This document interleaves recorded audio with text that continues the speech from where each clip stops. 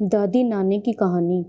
किसी गांव में एक बड़ी ही प्राचीन नानी दादी रहती थी। उन्हें बच्चों की कहानियां सुनाना और उन्हें अच्छे संस्कार दिखाना बहुत पसंद था। उनके पास एक कहानी थी जो किसी ने कभी नहीं सुनी थी। कहानी शुरू होती है। एक राजा था।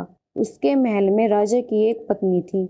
उस राजा की पत्नी ने एक दिन राजा को एक चाबी दी और कहा, यह चाबी हमारे खजाने की बंद दरवाजे की एक चाबी है। इसे किसी भी समय खोल सकते हैं। राजा ने चाबी को सुरक्षित स्थान पर रख दिया, लेकिन एक दिन उन्होंने चाबी खो दी।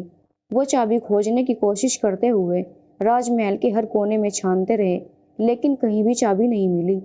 वो अपने पुराने सलाहकार साधु के पास गए और उन्हें अपनी मुश्किल बताई। साधु ने कहा, राजा, चाबी तो तेरे दिल के पास है। तू अपने दिल को सुन और खजाने के दरवाजे को खोल। राजा ने साधु की सलाह को माना और अपने दिल की आवाज़ को सुना।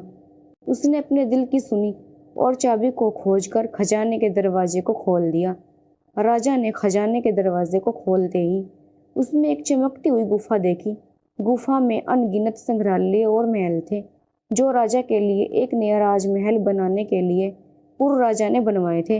राजा के आश्चर्य और खुशी का कोई अंत नहीं था। वो गुफा में घूमते हुए हर एक महल और संग्रहालय को देखते रहे। इस नए महल का खजाना भी बहुत बड़ा और अनमोल था। राजा ने तत्काल अपने राजमहल में सौंपने के लिए आदेश दिया। वो गुफा की अधिकारिता भी अपने नगर के लिए तय कर दी। इस कहानी से हमें यह सीख मिलती है कि अक्सर हमारी समस्या और हमारे खोजे रास्ते हमें एक नई और बेहतर दिशा में ले जाते हैं। बस हमें उन्हें ध्यान से समझना और स्वीकार करना होता है, और हमेशा समझदारी से अपने दिल की सुननी चाहिए।